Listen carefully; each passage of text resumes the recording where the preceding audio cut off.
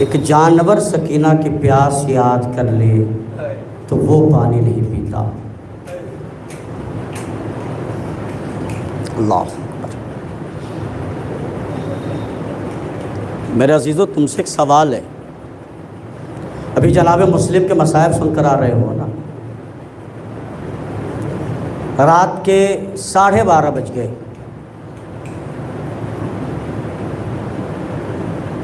جہاں بیٹھے ہو تھکان محسوس ہو رہی ہو، مسلسل صبح سے عبادت ہے، مجلس سے مسلسل سن رہے ہو، مسلم کے مصائب سن کر آئے، پرسہ دے کر آئے۔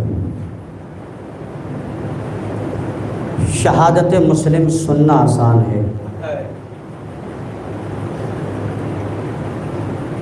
اگر احساس کر لو گے کہ مسلم ایک باپ ہونے کے ناطے کتنا مظلوم ہے، آپ میں سے کوئی بھی یہاں سے بھاؤ نگر جائے، تلاجا جائے، احمد آباد جائے اور اپنے 2 بچوں کو ساتھ لے جائے،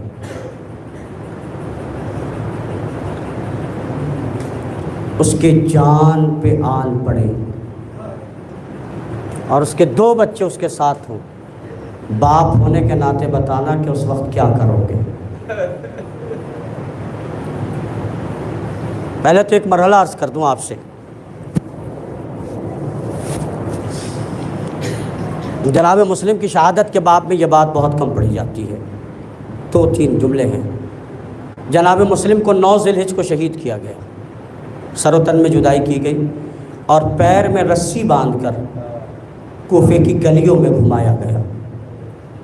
گھوڑا بھاگتا تھا جس میں مسلم جاتا تھا۔ محمد بھائی، جس بات کا درد ہوتا ہے وہ بتا رہا ہوں آپ کو۔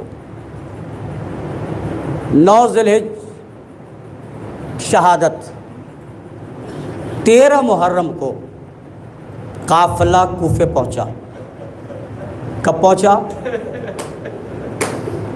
میری طرف دیکھنا، 13 محرم کو جب قافلہ کوفے پہنچا ہے نا، تو ایک مرتبہ ایک آواز آئی، السلام علیک یا علی ابن الحسین، السلام علیک یا زینب بنت علی۔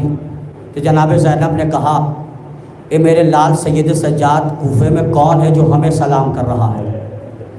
کوئی نظر تو نہیں آ رہا۔ کہا پھوپھی اماں، ذرا کوفے کے دروازے کی سمت تو دیکھیے، ایک سر ہے۔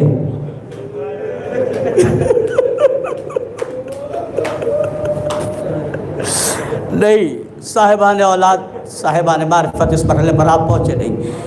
کیا کہا؟ چچا مسلم کا سر ہے جو ہمیں سلام کر رہا ہے۔ اس طرح سب محسوس کرنا بھئی، جس کی شہادت 9 ذی الحجہ کو ہوئی ہو، 13 محرم تک اس کے سر کو دفن نہیں کیا گیا۔ جناب زینب نے کہا، اے میرے لال سجاد، کیا کوفے میں دفن کرنے کا رواج نہیں ہے؟ اجرکم من اللہ، اللہ کوئی غم نہ سوائے قوم مظلوم کربلا کے بس سزادار ہو۔ سننا اس مرحلے کو۔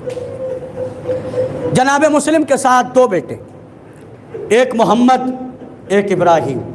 جناب مسلم کو لگا کہ میرا آخری وقت ہے، مجھے شہید کر دیا جائے گا۔ جناب مسلم، سارے کوفے نے نگاہ پھیر لی، کوئی ساتھ دینے کے لیے تیار نہیں۔ جانتا ہوں۔ کہا ان کے بیٹے عقیل کو جانتا ہے؟ کہا وہ تو ہمارے شہزادے ہیں۔ کہا عقیل کا ایک بیٹا مسلم کوفے میں آیا تھا، اسے جانتا ہے؟ کہا وہ بھی میرے شہزادے۔ بس دونوں بچوں نے کہا ہم ان کے شہزادے ہیں۔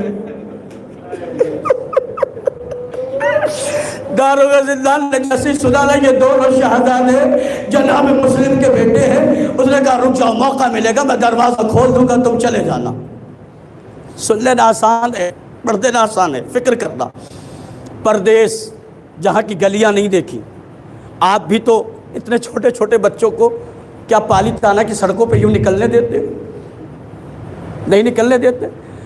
داروغ زندان نے دونوں بچوں کو رہا کیا، مگر جائیں کہاں؟ شب کی تاریکی، کوفے کی گلیوں سے ناشنا بچے۔ آخر کار روایت نے لکھا ہے تھک کے ایک پیڑ پر چڑھ گئے۔ اور دونوں کی آنکھ لگ گئی. ایک معظمہ آئی پانی بھرنے، اس نے پانی میں بچوں کا عکس دیکھا. مجھے پورا مصائب نہیں پڑھنا، ایک لفظ پڑھنا ہے جہاں تک آپ کو لانا ہے. پانی میں بچوں کا عکس دیکھا، دیکھتے ہی بچوں کو آواز دی، بچے نیچے آئے، کہا بچوں تم کون ہو؟ چھوٹے چھوٹے معصوم سے بچے کہنے لگے ہم مسلم کے بیٹے ہیں، اہل بیت کی چاہنے والی تھی، اپنے گھر لے گئی، بچوں کو کھانا کھلایا پلایا. رات ہوئی، اس کا بیٹا آیا جس کا نام حارث تھا، ملعون مسلم کے بچوں کو تلاش کر رہا تھا. مجھے سارے مرحلے نہیں پڑھنے، ایک محسیت اور مجلس تمام ہو جائے گی. وہ حارث آیا اور آنے کے بعد دیکھتا ہے کہ میری ماں بار بار ایک حجرے میں جاتی ہے اور واپس آتی ہے. ملعون کا مرحلہ یہ ہے. اس نے پوچھا کیا بات ہے؟ ماں نے نہیں بتایا. آخر میں حجرے میں گیا، بچوں نے سمجھا کہ اس کا بیٹا ہے تو صحیح ہوگا. کہا تم کون ہو؟ کہا ہم مسلم کے بیٹے ہیں. سننا زادارو، صبح ہوئی، ملعون نے دونوں بچوں کو پکڑا. پکڑنے کے بعد ایک نہر کے پاس لایا، تلوار کو نکالا، اون کو مارنا چاہتا ہے. محمد آگے بڑھ کے کہتا ہے نہیں، مجھے میرے مارو، میرے بھیا کو بعد میں مارنا. جب محمد کو مارنا چاہتا ہے اور آگے بڑھتا ہے، جن کو میں اللہ اللہ تمہیں کوئی غصب نہ دے سوائے کہ میں مظلوم کربلا کے. دونوں بچے بڑھتے رہے. ملعون کو غصہ آیا، اس نے چند تماچے اون محمد کے رخسار پہ مارے. سننا، اس کے بعد تلوار کو نکالا، اون کا سر کاٹا، پانی پہ پھینکا. سر پانی پہ رکا رہا، گھر بھی پانی پہ رکا رہا. عزاداروں، پھر دوسرے بھیا کے سر و تن میں جدائی کی، جسم کو پانی پہ ڈالا، دونوں جسم پانی پر آئے. بڑے بھائی نے چھوٹے بھائی کا ہاتھ پکڑا، چلنے لگے. ایسا لگا جیسے ماں نے کہا ہو میرے لاڈلو ایک دوسرے سے جدا مت ہونا. بس ہو گئی مجلس تباہ. تم نہیں رو گے تو کون روئے گا؟ ہمارے آنکھوں میں آنسو آ گئے. ادھر دیکھنا، حارث ملعون دونوں سر کو لے کے پہنچا، جس کے پڑھنے کے لیے اتنی زحمت دی ہے. دونوں سر کو لے کے پہنچا. ملعون عبید اللہ ابن زیاد، کیا کروں میں؟ وہ کہتا ہے حارث تجھے شرم نہیں آیا؟ ان بچوں کے رخسار پہ تو نے تماچے مارے. اس بات کا احساس ماؤں کو زیادہ ہوگا.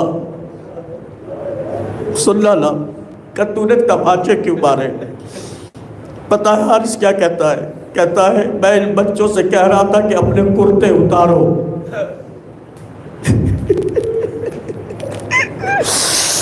میں ان بچوں سے کہہ رہا تھا اپنے کرتے اتارو. ان بچوں نے کہا ہمیں کرتے اتارنا نہیں آتا.